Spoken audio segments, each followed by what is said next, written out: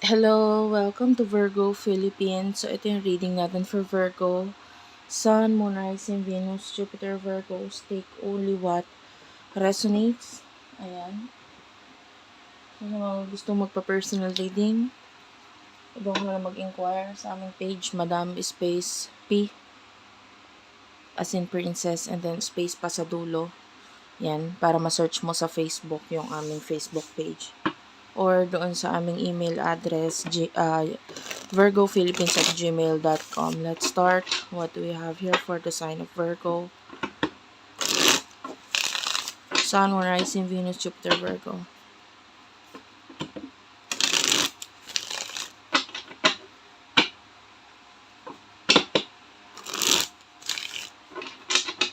Pa-comment na lang dyan sa baba. Ma-appreciate ko yung comment inyo.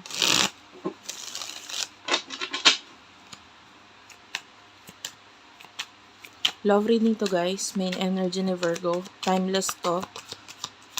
Lahat po naman ng reading almost na ginagawa ko is timeless. Kasi energy po yung kinukuha natin. Sana makuha ko yung energy mo, no? Divine Masculine.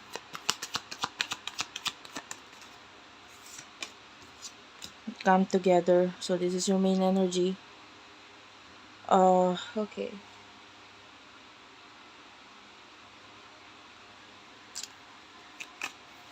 Sino yung person na kakonect mo? You do have your children and you do have here, may isa pang lumabas. Family. And then you do have here souled. And then divine feminine at the bottom of the deck. So you could be dealing with someone na spiritually may connection kayo nitong taong to. And I feel like this is an energy of pagbabalikan. And pwedeng meron kang ginawa ditong actions in order for the both of you na magkaroon ng pagkakaayos or pagkakabalikan because, with the children, maybe may children or anak na involved sa inyo and family, you are connected dito sa person na ito because you have a family with this person. Or yung iba naman, kung hindi naman ganun yung situation, this could be a person in the past wherein pwedeng may childhood memories kayo. And then, medyo matibay yung connection ninyo because through a family, yung iba ganun na. Maybe, kilala mo yung magulang niya or yung parents niya and may bond na yung family. Or may bond na yung, kumbaga na-connect ka na dun sa kanilang sa pamilya niya. So, kahit paano, medyo naging matibay na yung connection mo dito sa taong to through a family.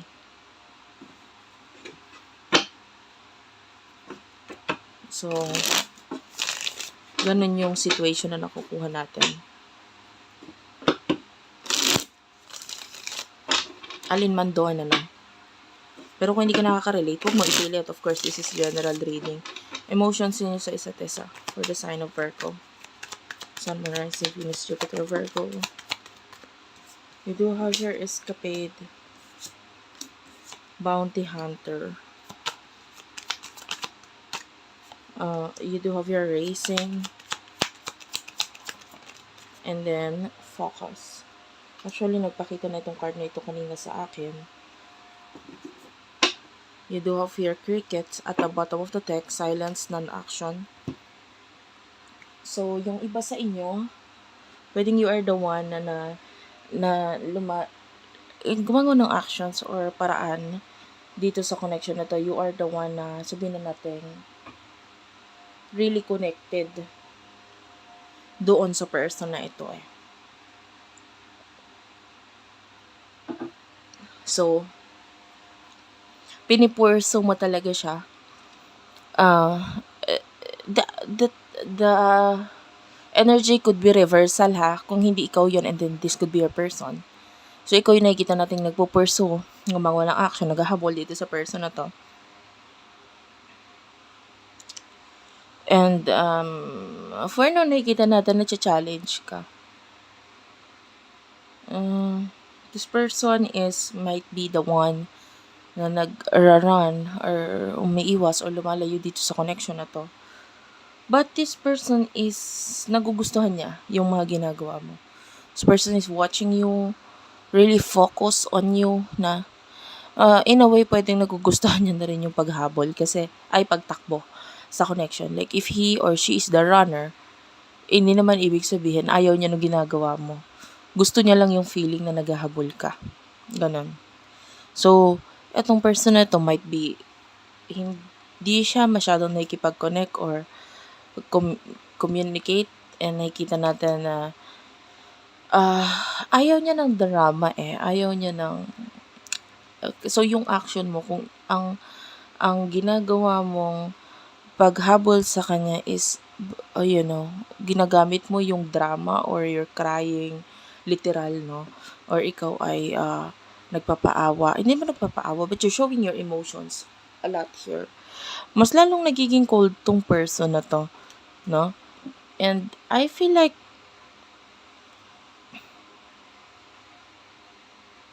yeah, there could be separation na nangyayari or pag-iwas, paglayo.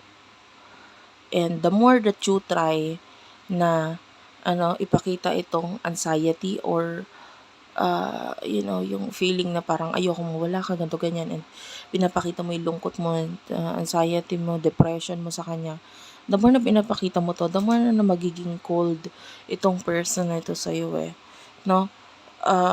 This person is actually talking to someone. Nakikita natin na nakikipag-usap siya sa iba, and there's this like to be friends na pwedeng ikinikwento niya, sinasabi niya yung situation ninyo, and yeah.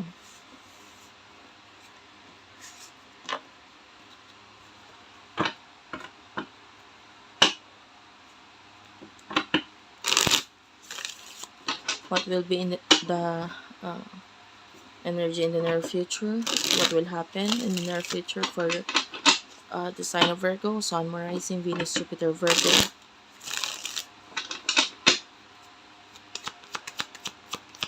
Alam mo, the more na habulin mo, the more na magtatago yung tao. The more na hindi siya papakita ng emotions. Lockbox is here. Intervention. Threatened and access granted. So what is the advice here? Kunin ko na rin yung advice for you. I'll get 3 cards. Mamaya ako nabubuksan.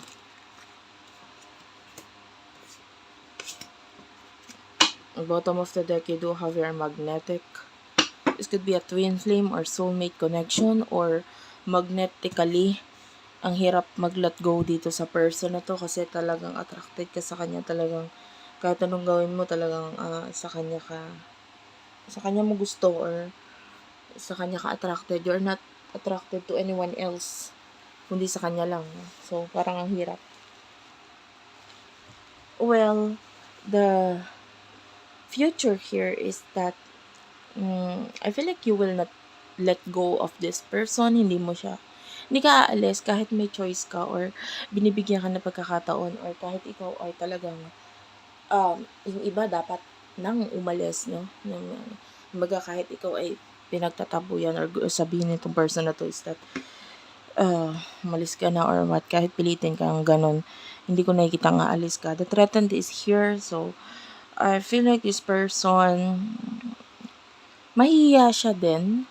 I don't know kung sa'yo or sa mga tao sa paligid niya, because I can see that there would be actions na gagawin or ginawa itong person na to, nakahiya-hiya para sa'yo o sa mata mo or sa kanya.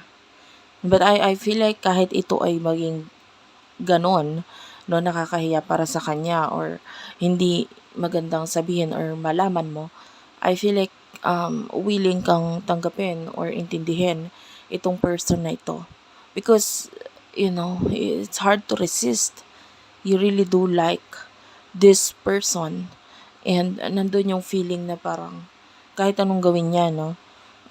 It could be yung iba, lalo na if you're married to this person, it could be because yung iba hindi naman married but rather may pagsasama. It could be because yung connection ninyo, nagkaroon na ng mga roller coaster connections na parang dumating na sa point na um, naranasan niyo na yung mga kakaibang pangyayari sa buhay ninyo or naranasan na ninyo yung mga ah, challenges sa connection na ito para dito sa bagay na to na parang eto hindi ko pa matatanggap to na-experience ko na nga to na naramdaman ko na nga to etc. etc. So marami ka nang na-experience ito sa person na to para hindi pa ma-accept kung ano man itong malalaman mo sa taong to. But definitely meron kang malalaman sa kanya na kumaga para sa kanya nakakahiya ito pero para sa iyo tanggap ko naman. Okay? Or willing kong tanggapin. Hindi ako aalis. That's the energy. Okay, the advice for you, you do have your wish and grip and receipt. Number 1 is for you to pray, for you to ask guidance, for you to i-connect mo yung sarili mo sa yung spirit guides, angel guides, and of course, to our Lord God. No, you need to do some kind of healing through prayers, okay? Kasi is number 1 na makakatulong sa'yo pagdating sa pinagdadaanan mo ay ang Panginoon. Of course, you have to connect yourself to the Lord and grip is here. I feel like dito um, sa bagay na ito, the more that you hold on sa connection, the more na, oo, lumalakas ka, gumagaling ka, or nagiging matibay ang connection ninyo. But you do have your receipt and show me. I feel like yung iba sa inyo, dapat alamin mo rin sa sarili mo kung ano talagang gusto mo eh. Let me clarify the advice for you. What's with the receipt? Magnetic, what's with the grip? You do have your anxiety. What's with the wish? Lost is here. And you do have your settlement. Okay. If this connection is very toxic for you, you do have your anxiety. I feel like you are just scared. Takot ka with regards sa kung paano gagawain pag nawala itong taong to. Anong magandang, kumaga yung iba kasi sa inyo, hindi mo alam kung anong gagawin pag nawala siya. And some of you, lalo na if you are legally married to this person, kailangan mag-compromise, kailangan na settlement, kailangan na pag-uusap dito. But some of you, you need to let go because this person is, it's like, pwedeng the more na inahawakan or nag-hold on ka sa connection, the more na ikaw lang din ang nahihirapan, nasasaktan. So, you need to let go. Some of you, hindi ganun ang advice. If this is a twin flame soulmate connection, kusang dadating ang taong ito sa buhay mo kahit hindi mo, don't chase. Don't chase, wag mo siyang habulin. No? Itong person na to, pwedeng just having fun for now. No? Kasi the way I see this connection, nightlife, kung alam mong twin flame mo or soulmate mo yung tao, uuwi at uuwi siya eh. Ngayon parang this person is just having fun sa buhay niya and pwedeng hindi niya pa alam kung ano ang halaga mo talaga pa. Kasi hindi niya pa nakikita yung halaga niya sa sarili niya. And you are his or her home. No? And uuwi at uuwi siya sa'yo if this is a twin flame connection. The lost is here. So, yeah, nakikita natin for now you are lost. No? Hindi mo alam kung saan ka pupunta or what. But definitely, you should try to focus on yourself. Ano ba yung kailangan mo? Ano ba talagang gusto mo? Ano ba talagang importante para sa'yo? No? You have to ask that to yourself. Then, you have to pray. Of course, the number 1 advice na binigay sa'yo, you have to pray. So, that's it for now. Thank you for watching. I love you all and bye-bye.